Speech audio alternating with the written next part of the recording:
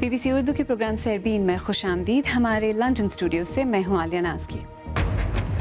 बांग्लादेश का कहना है कि म्यांमार हुकूमत के साथ रोहिंग्या मुसलमानों को वापस भिजवाने पर मुआहदा तय पा गया है, लेकिन क्या ये मुआहदा रोहिंग्या मुसलमानों के तहफ़्फ़ुज़ की ज़मानत भी देगा?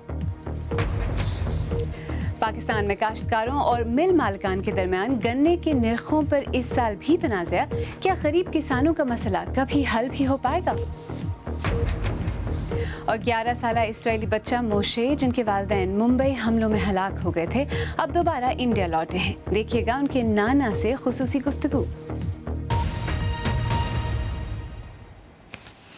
अक़वाम मुत्तहिदा ने हज़ारों रोहिंग्या अफराद को बांग्लादेश से वापस म्यांमार भेजने के मंसूबे पर तहफ़्फ़ुज़ात का इज़हार किया है।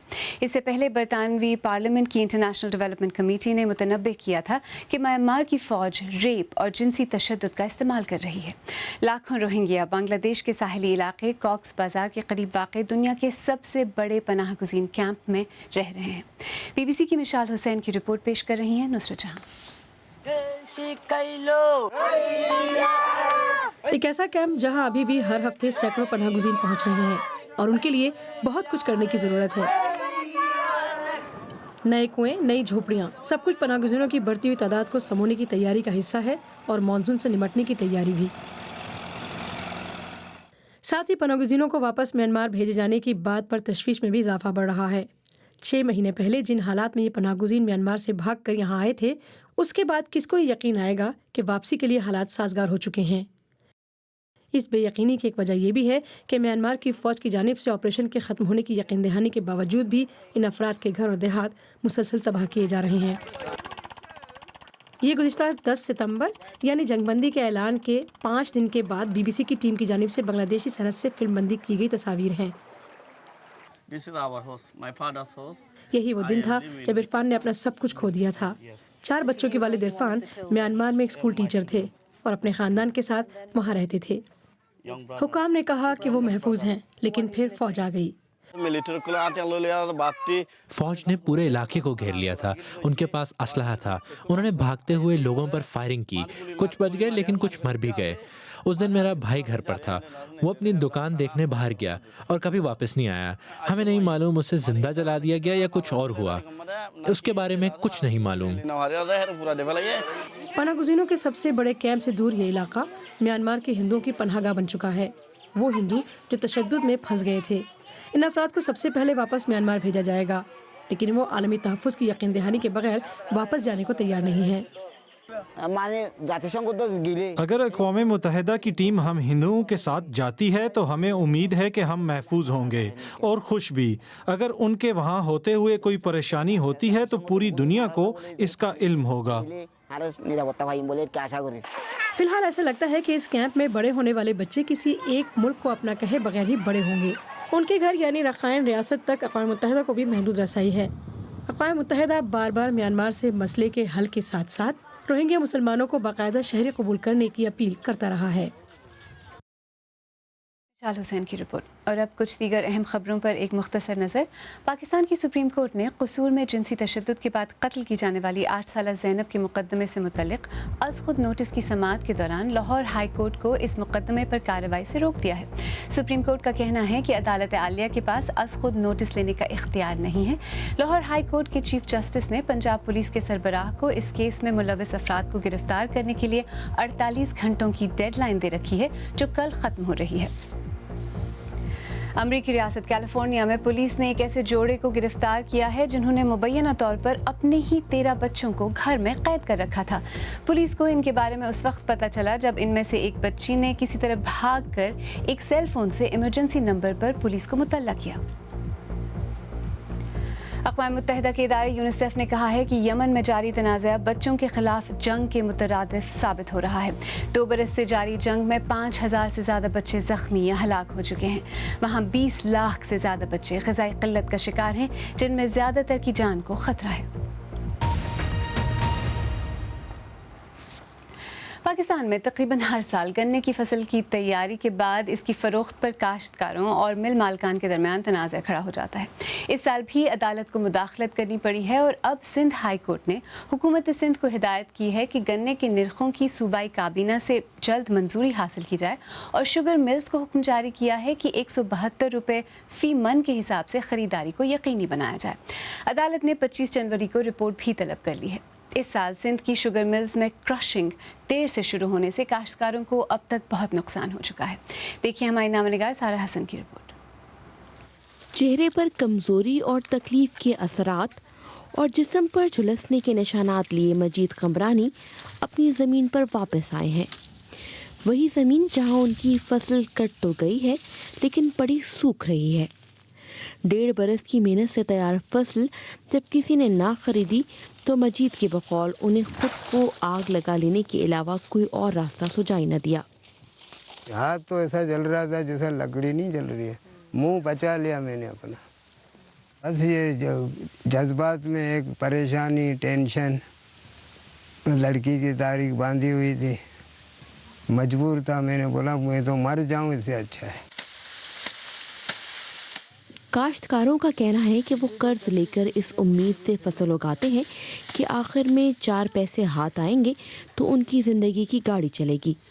अपने बच्चे से भी ज़्यादा संभालते हैं इसको। जब ये फसल होता है, बड़ा होता है, सही होता है, अगर मिलें उठाती हैं फिर हमारे को पेमेंट मिल जाती है, हम उधार भी दे देते हैं। सूबाई कानून के तहत सिंध की शुगर मिलों में गन्ने की क्रशिंग 15 अक्टूबर से शुरू होनी चाहिए, लेकिन इस बार ये मिलें जनवरी में चलना शुरू हुई। ताखीर के अलावा मिल मालकान काश्तकारों को गन्ने की मुनासिब कीमत भी नहीं दे रहे। किसानों का मौक़िफ़ है कि शुगर मिल मालिकान के सियासी असर व रसूख की वजह से हुकूमत भी काश्तकारों को उनका हक दिलवाने में ज़्यादा संजीदा दिखाई नहीं देती।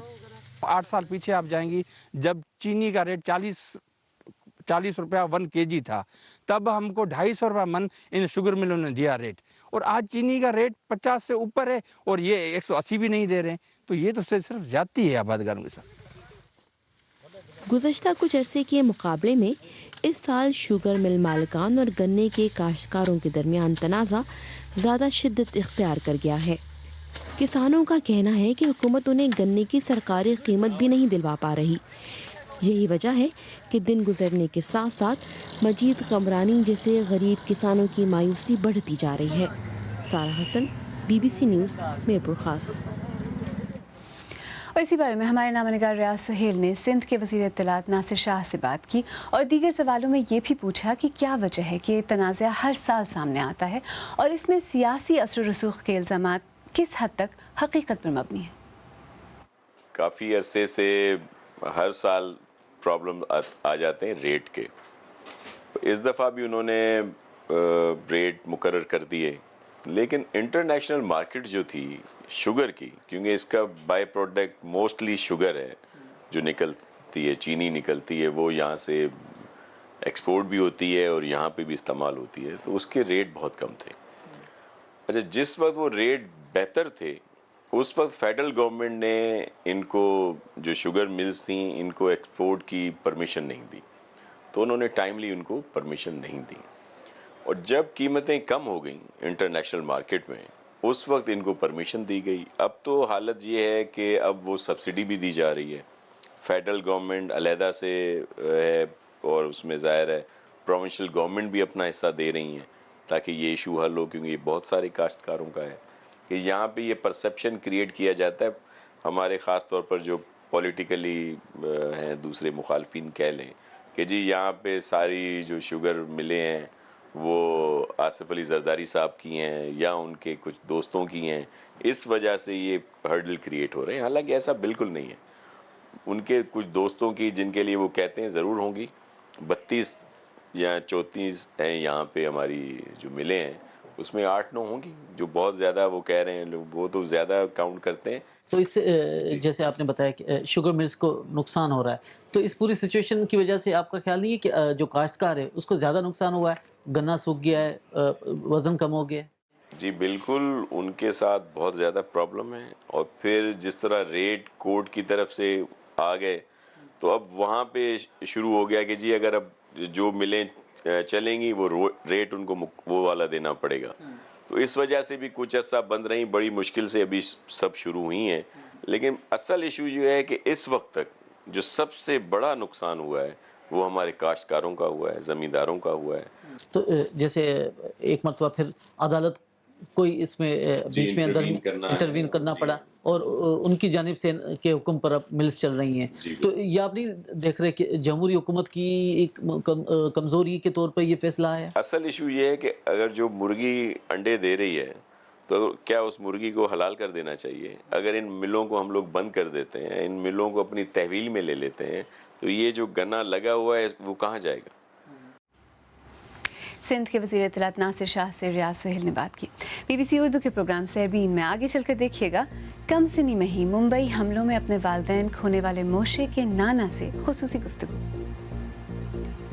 और स्कीइंग में इंडिया के लिए मेडल जीतने वाली आंचल ठाकुर को आखिर लोगों को क्या समझाना पड़ता है?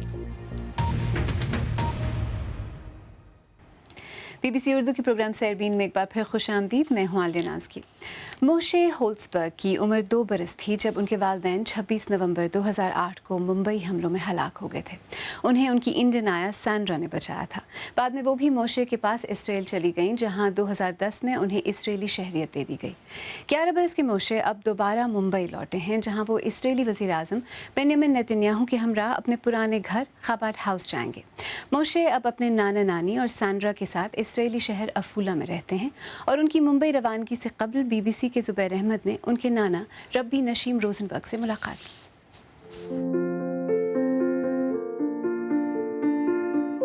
9 years ago, Moshe boy coming to here, to Afula. It's very, very small baby. 9 साल पहले जब मोशे अफूला आया तो वो बहुत छोटा था। वो दिन रात रोता रहता था। वो रोता था क्योंकि वो अपने वालिद को, अपनी माँ को ढूंढता था। फिर आहिस्ता आहिस्ता वो मुझसे और मेरी अहलिया से मानूस होने लगा। He made the connection with me, made the connection with my wife.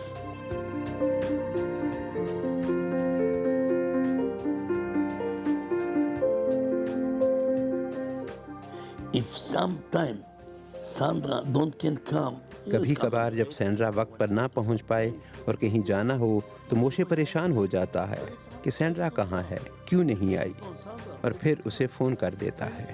2 o'clock, why don't come? The room for Moshe boy, of the bed.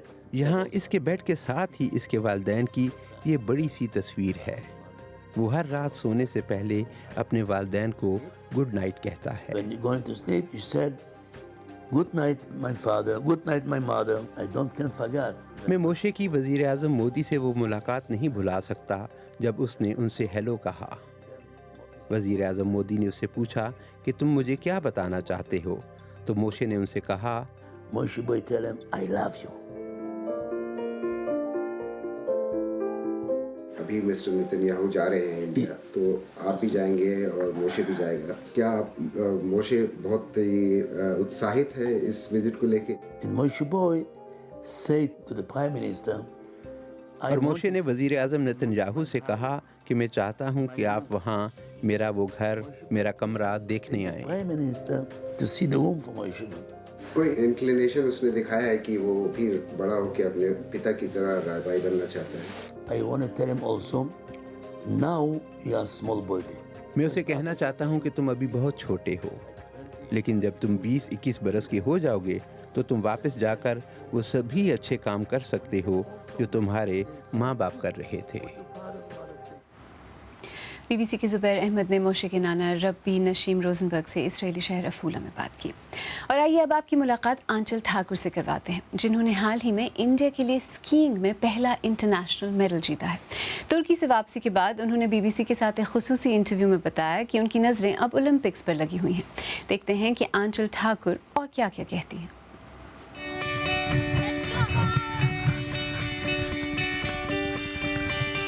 नमस्ते, मैं हूं आंचल ठाकुर। मेरी उम्र 21 साल है। मैं मनाली की रहने वाली हूं और मैं स्कीइंग की खिलाड़ी हूं।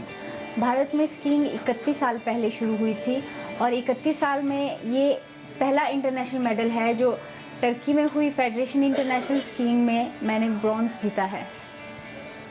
लोग अक्सर मुझसे पूछते हैं कि क्या आप स्काई करते हो, तो मुझे उनको समझाना पड़ता है नहीं ये स्कीइंग है। तो फिर वो कहते हैं कि अच्छा आइस स्केटिंग है, तो फिर मुझे समझाना पड़ता है नहीं ये ग्राउंड पे नहीं, हम पहाड़ से नीचे आते हैं। जब मैंने मेडल जीता, अगली मॉर्निंग जो सबसे पहला ट्वीट मैंने देखा वो था हमारे प्राइम मिनिस्टर नरेंद्र मोदी जी का, जिसे देख के मैं हैरान परेशान सब कुछ हो गई थी। मुझे विश्वास नहीं हो रहा था, मेरी आंखें आंसू से भर गई थी और बहुत खुशी हुई थी, बहुत खुशी। मेरा एक ही गोल है कि मैं 2022 के ओलंपिक्स के लिए क्वालिफाई हो जाऊं और उसके लिए मैं बहुत मेहनत करूंगी। मैं चाहती हूं कि मुझे गवर्नमेंट से सपोर्ट मिले, मुझे स्पॉन्सर्स मिले, ताकि मैं और ट्रेनिंग कर सकूं, मुझे ज़्यादा अपॉर्चुनिटीज़ मिले ट्रेनिंग करने के लिए, मेहनत करने के लिए और अपने गोल को हासिल करने के लिए। मैं अपनी लाइफ में एक बार माउंट एवरेस्ट पे ज़रूर स्की करना चाहूँगी। स्पोर्ट्स के अलावा मुझे कॉम्प्लीमेंट्स मिलते हैं, वो है मेरे फेस के लिए। कहते हैं कि मेरा फेस बहुत फोटोजेनिक है। तो मैं चंडीगढ़ में रहती हूँ, तो चंडीगढ़ में इसका ज़्यादा शौक़ है, तो मुझे फोटोग्राफर्स के ऑफ़र्स आते हैं फ़ोटोशूट के लिए। और साथ में मैंने पंजाबी वीडियो एल्बम्स में भी काम किया है एज अ मॉडल। सो मैं इन सब चीज़ों को भी इंजॉय करती हूँ। मुझे एक चीज़ खटकती है आजकल, जैसे हमको मेरे मम्मी पापा हमको बर्फ़ में खेलने भेजते थे, जाओ तुम घर पे मत बैठो, क्योंकि हमको टीवी का भी उतना शौक़ नहीं था, तो पेरेंट्स भी भेजते थे तो हम भी चले जाते थे। पर आजकल मैं देखती हूँ तो आजकल के पेरेंट्स इतने ओवर प्रोटेक्टिव हो गए हैं कि वो बच्चों को भेजते ही नहीं है बर्फ़ में। उनको लगता है कि वो बीमार हो जाएंगे। लेकिन बस मैं उनको यही मैसेज देना चाहती हूँ, जितना आप उनको खुला छोड़ोगे, खेलने कूदने दोगे, वो उतने ज़्यादा फिज़िकली फ़िट होंगे और मेंटली भी।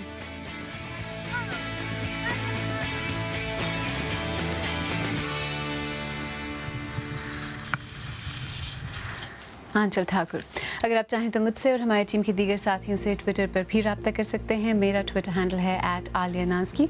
इसके साथ ही सरबीन इख्तिताम को पहुंचा। प्रोग्राम में पेश होने वाले मौज़ूआत पर अगर आप अपने ख़यालात का इजहार करना चाहें तो फेसबुक पर हमारा सफ़ा हाजिर है।